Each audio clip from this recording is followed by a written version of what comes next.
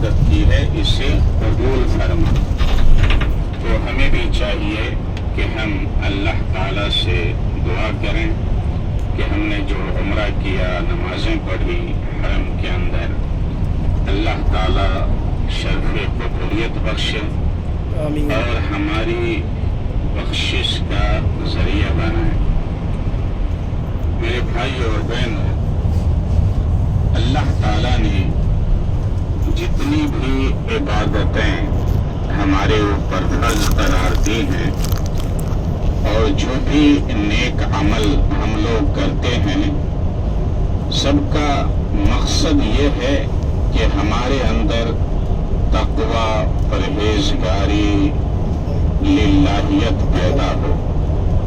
ہم نیک بن جائیں، اللہ والے بن جائیں، ہمارے اندر اسلامی طور طریقے آ جائیں۔ یہ دراصل عبادتوں کا مقصد ہے۔ اللہ تعالیٰ نے ہر عبادت کے بعد تقوی کا ذکر فرمایا، خوف الہی کا ذکر فرمایا، تاکہ ہم اس عبادت سے فائدہ اٹھائیں اور ہمارے اندر تبدیلی پیدا ہو، ہمارے اخلاق و عادات طور طریقوں سے یہ پتہ چلے کہ ہم مسلمان ہیں، اللہ والے ہیں،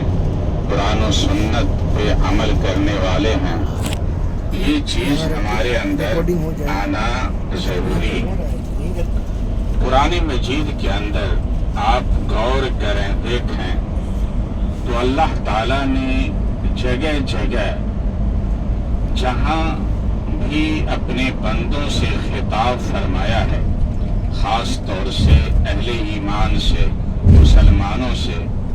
تو اللہ تعالیٰ نے تقوی اختیار کرنے کا حکم دیا ہے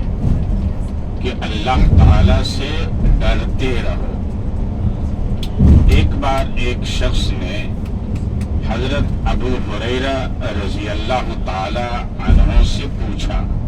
اور اس طرح کی روایت حضرت عمر بن خطاب رضی اللہ تعالی عنہ سے بھی مروی ہے۔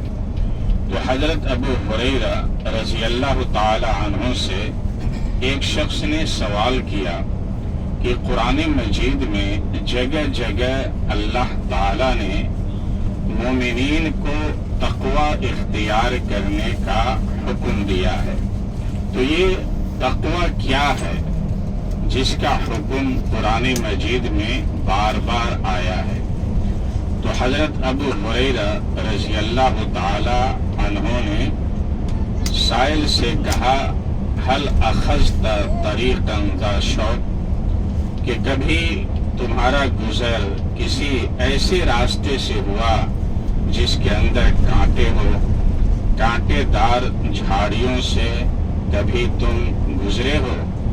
تو سائل نے، پوچھنے والے نے کہا کہ ہاں، کئی بار ایسے راستوں سے گزر ہوا ہے۔ تو حضرت ابو ہریرہ رضی اللہ تعالی عنہ نے فرمایا کہ فماذا صنعت، ایسے راستوں سے گزرتے وقت تم نے کیا کیا؟ تو اس شخص نے کہا کہ میں نے کانٹے سے بچنے کی کوشش کی، دیکھ دیکھ کر اپنا قدم آگے رکھا، اپنے کپڑے کو سمیٹ لیا تاکہ یہ کانٹے میرے جسم کو یا میرے کپڑے کو لگنے نہ پائے۔ تو حضرت ابو ہریرہ رضی اللہ تعالی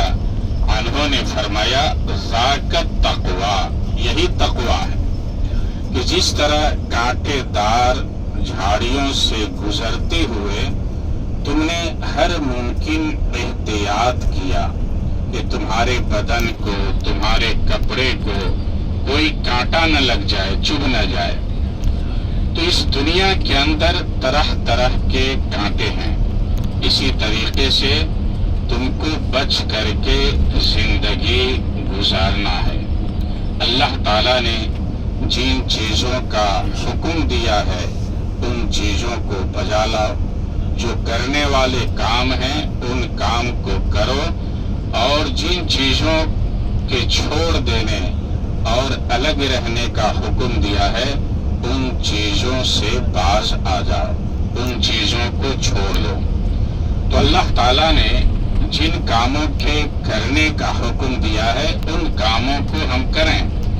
اور جن کاموں سے بچنے کا حکم دیا ہے ان کاموں سے بچیں، اور ہر چیز سے پہلے ہم غور کر لیں، دیکھ لیں کہ یہ چیز درست ہے یا نہیں ہے۔ ہم جو روزی روٹی کماتے ہیں تو ہمیں غور کر لینا ہے کہ یہ حلال روزی ہے کہ نہیں ہے۔ جو طریقہ ہم کمانے کے لیے اپناتے ہیں وہ طریقہ جائز ہے کہ نہیں ہے۔ جہاں ہم خرچ کرتے ہیں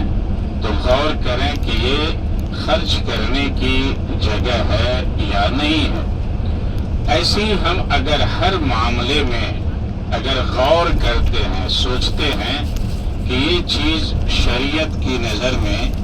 درست ہے یا نہیں ہے، تو یہی تقویٰ ہے، اسی کو تقویٰ کہتے ہیں، اور یہی اللہ تعالیٰ نے جگہ جگہ ہمیں حکم دیا ہے کہ ہم تقویٰ اختیار کریں۔ تو میرے بھائیوں اور بہنوں، اگر آپ اپنے معاملات میں، اپنے امور میں، اپنے معاملات میں اگر آپ چاہتے ہیں کہ آپ متقی بنیں، پرہیزگار بنیں، اللہ والے بنیں،